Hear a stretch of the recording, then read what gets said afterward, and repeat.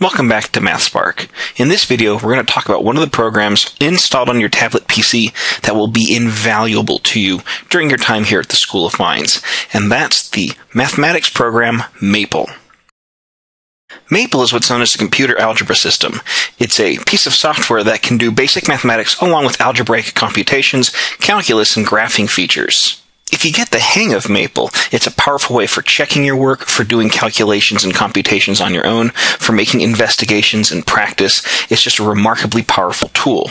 Rather than try to teach you about all of the features of Maple in one fell swoop, I'm going to talk about two things: how to basically get it up and running on your machine, and then the basic two-step process for working with Maple, putting something in and then right-clicking to get something out.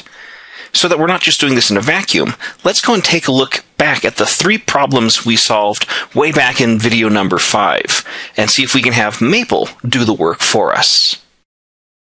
So let's go to our computer. Now you may already have the Maple 2015 shortcut installed. If you don't know the problem, let's go down to the Start menu and search for Maple 2015. There it is. So we will run it.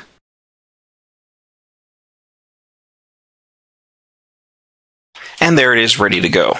This may not be the most efficient way to get Maple running each time, so one of the things that I can recommend is to go back under the search menu.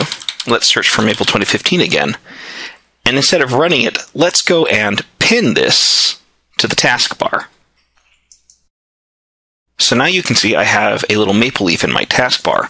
When I select it, Maple will now run, and I don't have to go and search around for it or find it in the clutter of my desktop. With Maple up and running, the best way to get started is to select a new worksheet. Maple has a couple of different formats. There are documents, which is a great way of, say, writing a paper that has to have lots of mathematics in it. But a worksheet allows you to treat it as a calculator. So I'm going to select a new worksheet, and I'm going to get the basic sort of look here. The Worksheet Mode is effectively a very powerful calculator. It can do basic arithmetic calculations. For example, if I were to take 48 plus 6, I can find out that that's 54. If I take 48 minus 6, 42. If I take 48 times 6, I'm using the asterisk button. I get 288. If I do 48 divided by 6, I'm using the slash button. I get 8. And if I take 48 to the 6th power, I'm using the caret button, shift 6. And then I find out that that's a very, very large number. What if I wanted to work out the square root of 48? Now I can use my basic algebra, and I can tell that that's the same thing as 48 raised to the power of 1/2, which comes out being the square root of 48. A different way to enter the square root of 48 is to use these palettes on the side. One of these palettes reads expression, and if I click on the left triangle, it will open up a series of expressions that I can select. Very similar to how you did the diagnostic test in my math test. So over here, if I select square root, I'm going to get the square root of, and I can type in 48. And when I enter it, I notice that I get 4 root 3 instead of the square root of 48.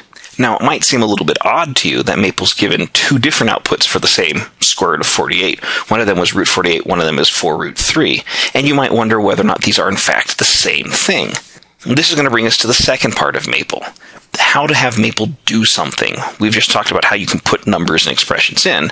To have Maple do something, what you do is you take the output that you would like Maple to do something with, and you right-click on it.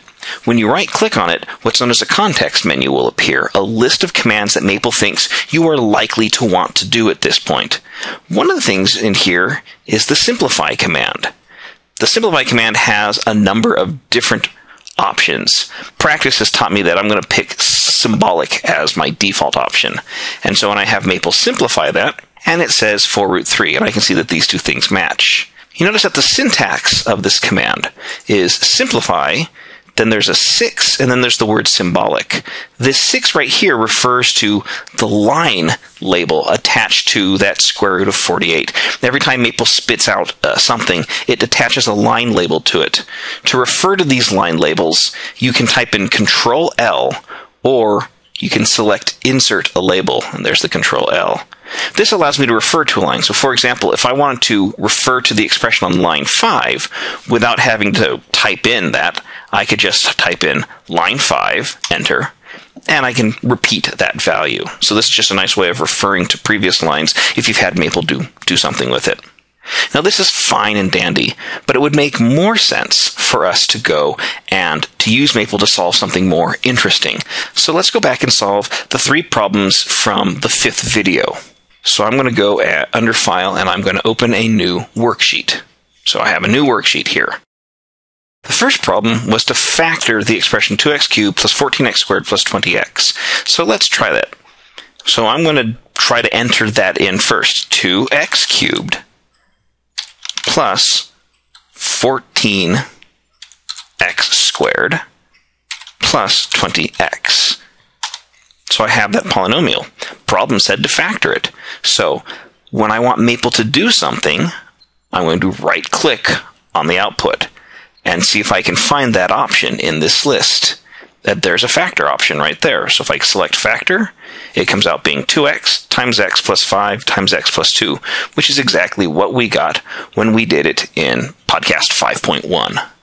You might go back to that podcast. One of the things we did to check our answer was we expanded this back out. So to practice with that, let me right-click on this again and see if I can find the expanding command. And there it is. So it says expand, and then I have these options. And I'm just going to say, just expand it, because I'm not sure what the other one means. And it expands it back out to this. Alternatively, the other check that we had done in that podcast was we plugged in the value x equals 1 into these 2 expressions. So how could we do that? For example, if I had 2x cubed plus 14x squared plus 20, how will I plug in x equals 1? Well, when in doubt, right-click. So I'm going to right-click on my output. And there's no plug-in command in here. There's plots, limit, series, but no plug-in command. However, the real math word is to evaluate a function, or to evaluate an expression at a point. So I'm going to click this, and it says, evaluate x at what point? Well, we plugged in x equals 1. So when I plug in x equals 1, it comes out being 36. On the other hand, let me go and get line 2 again. So remember, Control L is how I get line 2. And I'm going to right-click on it, evaluate it at a point. The point is x equals 1. And it also comes out being 36. And so that was the other way of checking my work. So there's one of the problems done. Let's open up a new worksheet and work on the next problem, which was the function f of x equals 18 over x plus 6 is 1 to 1. Find an equation for f inverse, the inverse function.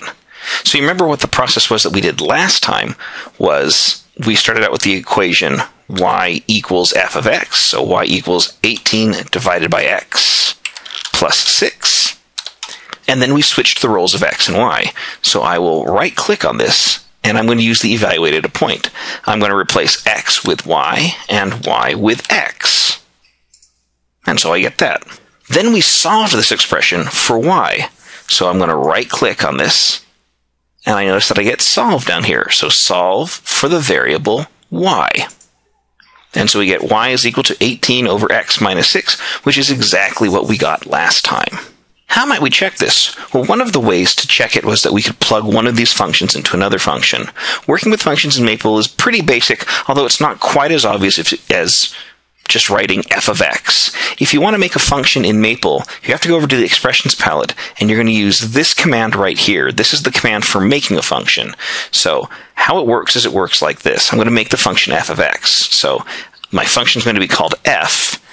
The input variable will be x, and the output variable is going to be my formula 18 over x, plus 6. So now whenever I type in f of x, I'm going to get 18x plus 6. And if I typed in f of 9, I'm going to get 8, which makes sense. 18 divided by 9 is 2, 2 plus 6 is 8. Let's also put in this second function, at the potential inverse function, and I'm going to call it g. So I'm going to go over here to this tab. My function will be called g. The input value will be x. The formula for the output value will be 18 divided by x minus 6. So now I have the function g of x.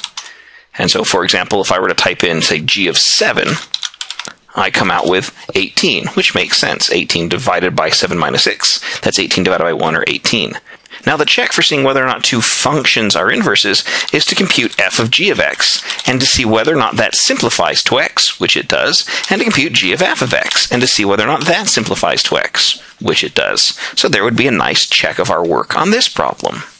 that takes care of 2 of them. So let's take a look at our third example.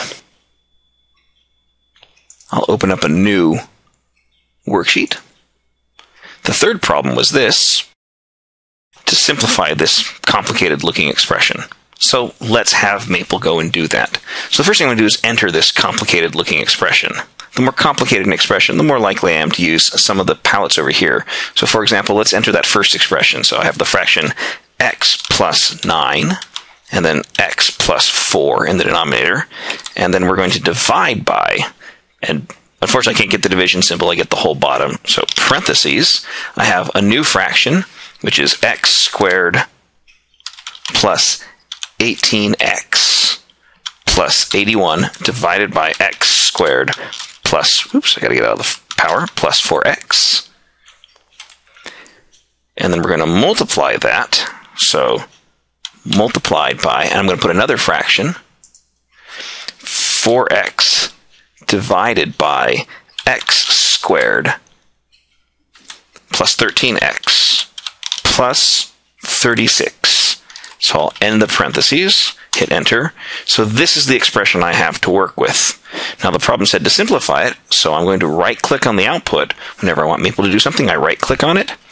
And let's see, we can simplify as an option. And I have these choices. I'd mentioned last time that simplify symbolic is usually your best bet. So we'll select that.